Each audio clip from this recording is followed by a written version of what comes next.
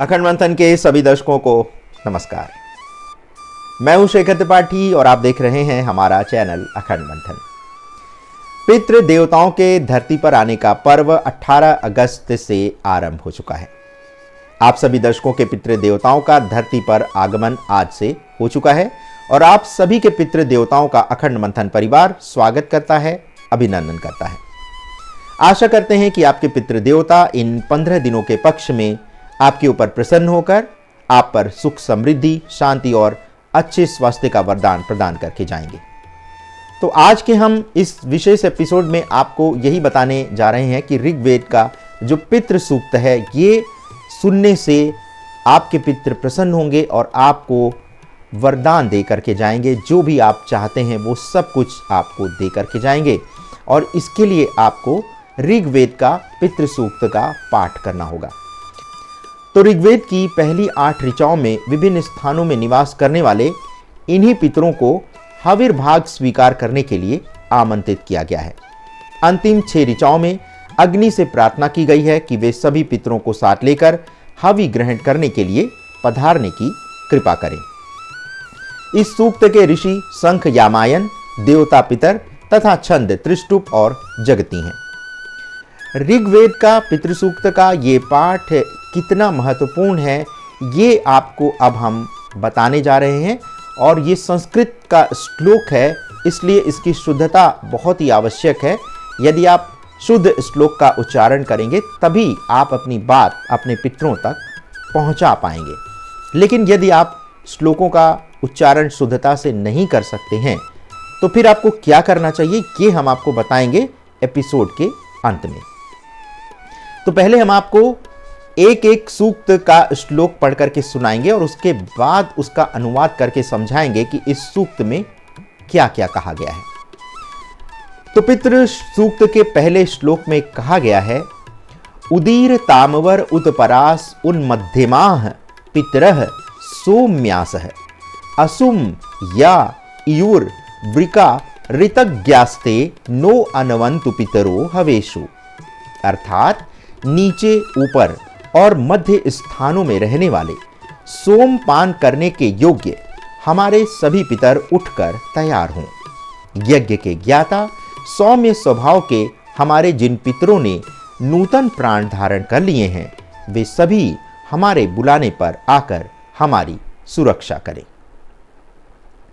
इदं पितृभ्यो नमो अस्त्वद् ये पूर्वासो य उपरास इयुः ये पार्थिवे रजस्या निशक्ता ये वा नूनम सुवृजनासु विक्षु। अर्थात जो भी नए अथवा पुराने पितर यहाँ से चले गए हैं, जो पितर अन्य स्थानों में हैं और जो उत्तम स्वजनों के साथ निवास कर रहे हैं, अर्थात यमलोक, मर्त्यलोक और विष्णुलोक में स्थित सभी पितरों को आज हमारा ये प्रणाम निवेदित हो।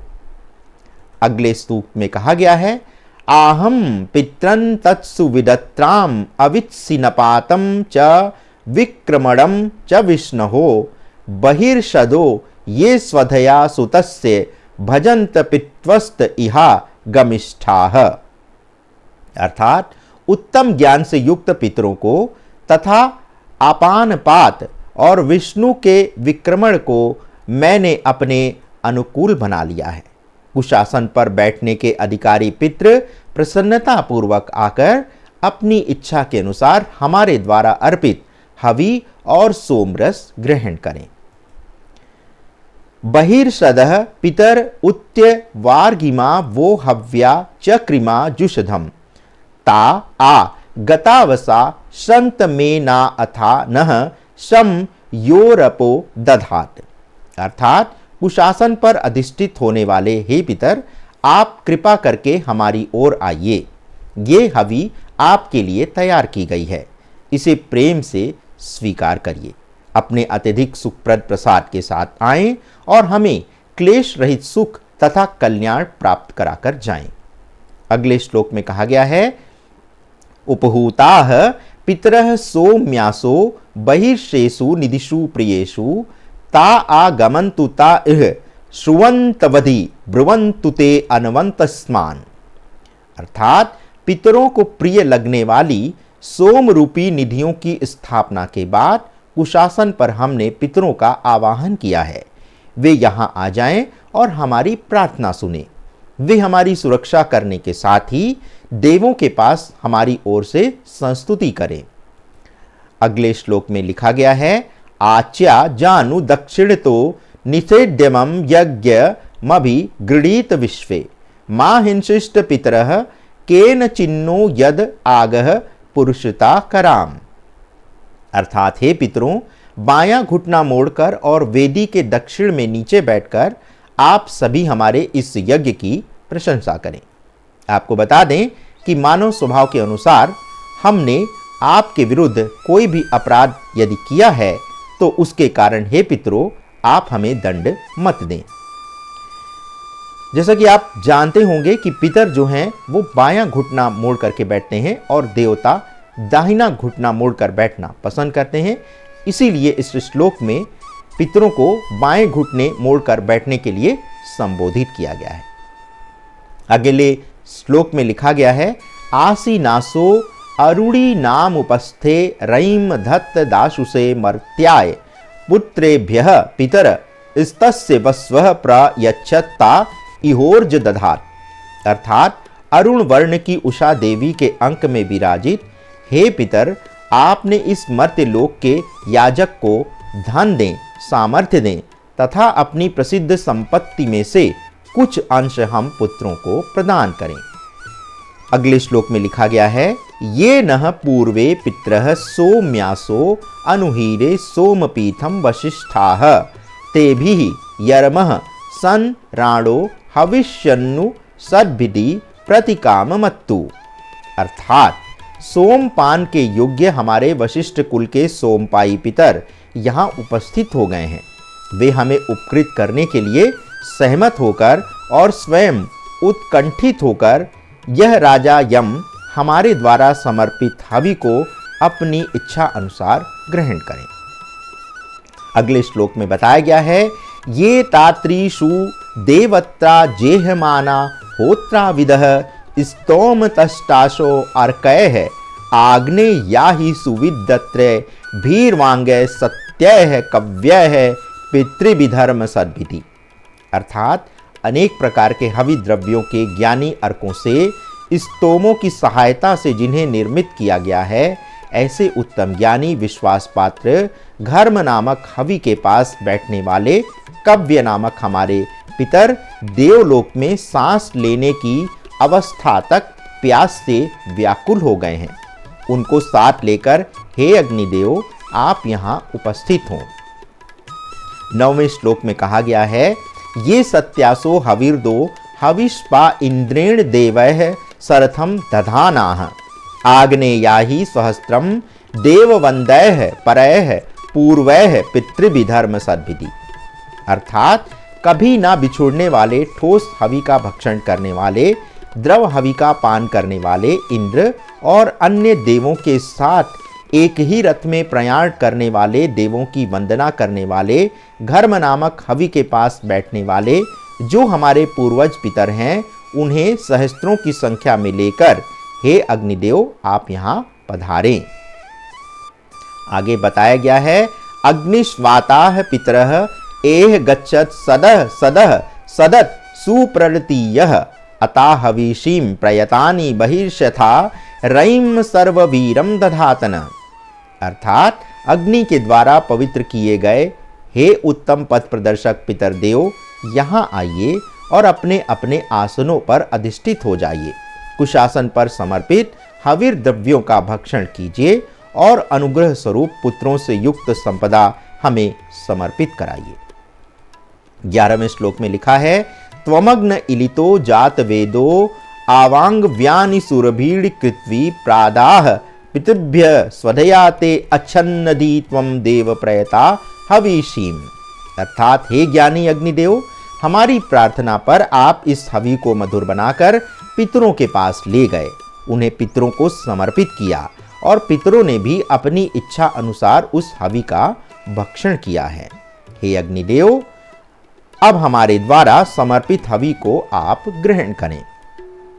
12वें श्लोक में लिखा गया है, ये चेह पितरो ये चा नेह यास्य विद्य याम उच न प्रविद्य त्वम वेतथ यति ते जात वेदः स्वधार्भियज्ञम सुकृतम जुषस्व। अर्थात जो हमारे पितर यहाँ पधार चुके हैं और जो यहाँ नहीं आए हैं, जिन्हें हम जानते हैं और जिन्हें हम अच्छी प्रकार से नहीं भी जानते, उन सभी को जितने और जैसे हैं उन सभी को हे अग्निदेव आप भली भांति पहचानते हैं। उन सभी की इच्छा के अनुसार अच्छी प्रकार से तैयार किए गए इस हवि को प्रसन्नता के साथ स्वीकार करें। 13वें श्लोक में लिखा गया है, ये अग्निदग्धा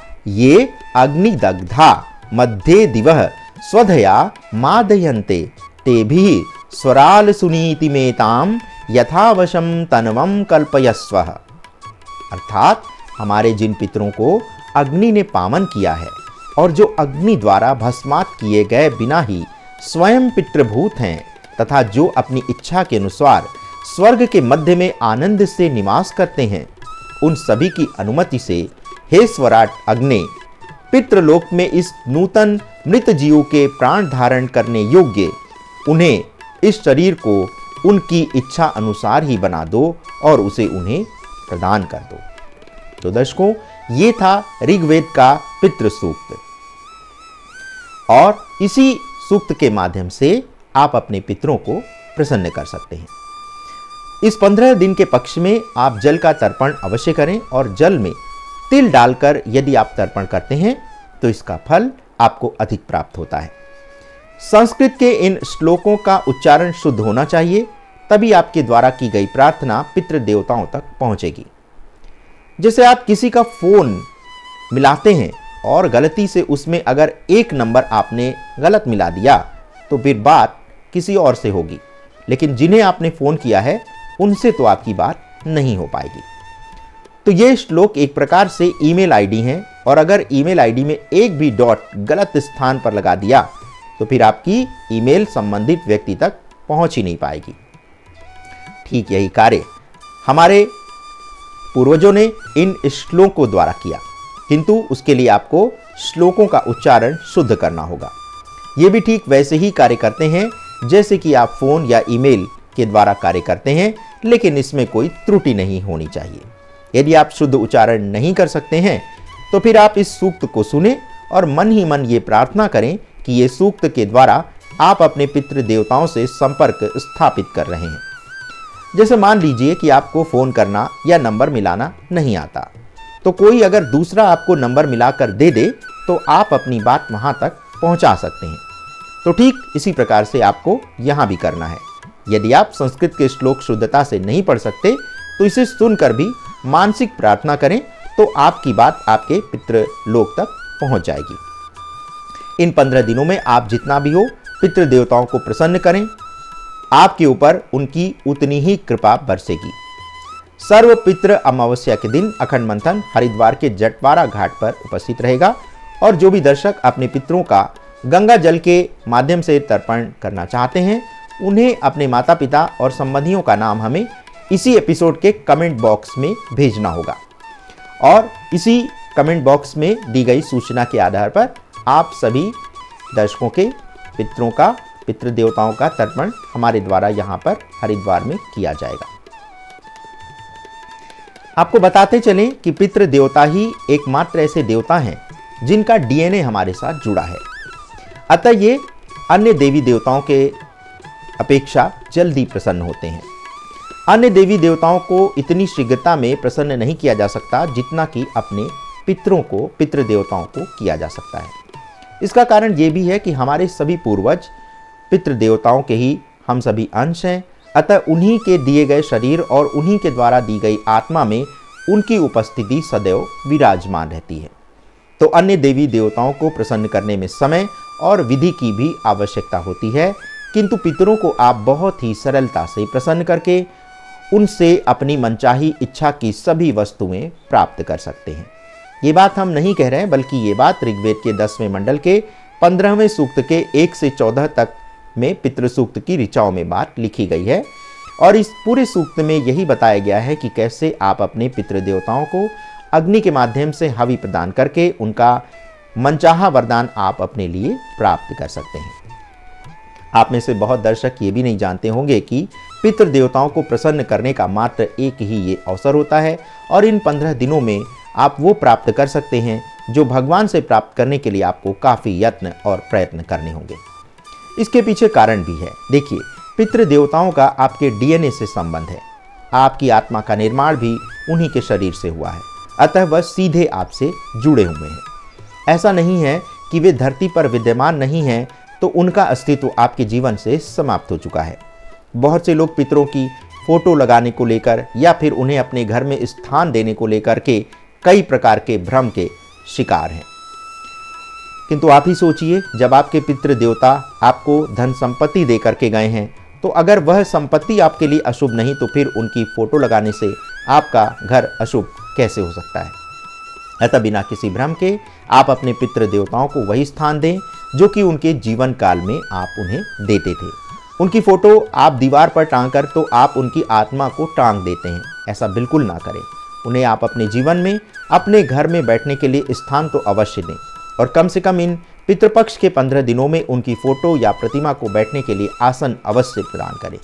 तभी तो आपके पितृ देवताओं को ये आभास होगा कि आप उनसे प्रेम और उनका सम्मान अभी भी करते हैं। बहुत से दर्शकों की कुंडली में पितृदोष भी होता है और जिनकी भी कुंडली में पितृदोष होता है उनके जीवन में या तो बीमारी या फिर विवाह का टूटना, व्यापार में घाटा या फिर बहुत कुछ होने पर भी जीवन में शांति का अभाव सदैव बना रहता है। आजकल घरों में कुत्ते पालने का चलन है। कुत्ते आज हर घर की शोभा बन कर रह गए हैं। किंतु यदि पुराणों और शास्त्रों की बात पर विश्वास करें तो जिन घरों में श्वान अर्थात कुत्ते द्वार पर पाले गए हैं उनके यहाँ कोई भी नकारात्मक ऊर्जा का प्रवेश नहीं होता, क्योंकि कुत्तों के पास नकारात्मक शक्तियों को पहचानने की शक्ति होती है। और यदि वे द्वार पर रहते हैं तो एक प्रकार से आप ये समझें कि आपके घर में एक प्रहरी, एक चौकीदार है जो नकारात्मक शक्तियों को आपके घर में आने नहीं देगा। किंतु यही कुत्ता जब आपके घर में प्रवेश करके आपके बेडरूम, ड्राइंग रूम और रसोई घर तक पहुंच जाता है तो फिर आपका घर असुरक्षित हो जाता है, क्योंकि जब घर का पहरेदार घर में घुसकर रहेगा तो फिर बाहर की निगरानी कौन करेगा। यदि आपने कुत्ते पाले हैं तो उन्हें घर के बाहर ही रखें। उनके भोजन, पानी और रहने का उनके लिए स्थान भी उन्हें प्रदान करें, किंतु उन्हें घर के अंदर प्रवेश कदापि ना कराएं, क्योंकि जिस घर के अंदर कुत्ते रहते हैं उनके घर से सभी देवी देवता चले जाते हैं और उस घर में देवताओं को जो भी भोग या पूजा सामग्री समर्पित की जाती है उसे असुर ग्रहण करने लगते हैं। अब यदि देवताओं का भाग असुर ग्रहण करेंगे तो घर में नकारात्मक ऊर्जा का प्रवेश तो होगा ही। पहले के समय में देवताओं और पितरों के लिए अलग अलग स्थान दिए जाते थे। हमारे कुछ ग्रामीण अंचलों में तो आज भी घरों में जो पुराने बने हुए हैं वहाँ पितरों का एक अलग से कमरा होता है और देवताओं के लिए भी एक अलग स्थान दिया जाता है। तो अपने पितृ देवताओं को कभी भी अशुभ मत माने और उनको वैसे ही प्रेम और सम्मान दें जैसे कि उनके जीवन काल में आप उन्हें देते आए हैं। तो आज हमने आपको वो वैदिक सूत्र भी बताया है जिसके द्वारा आप अपने पितरों को बहुत ही सरलता से पितृ देवताओं को धरती पर आमंत्रित करके उनका स्वागत करके उनसे अपना मन वांछित वरदान भी प्राप्त कर सकते हैं।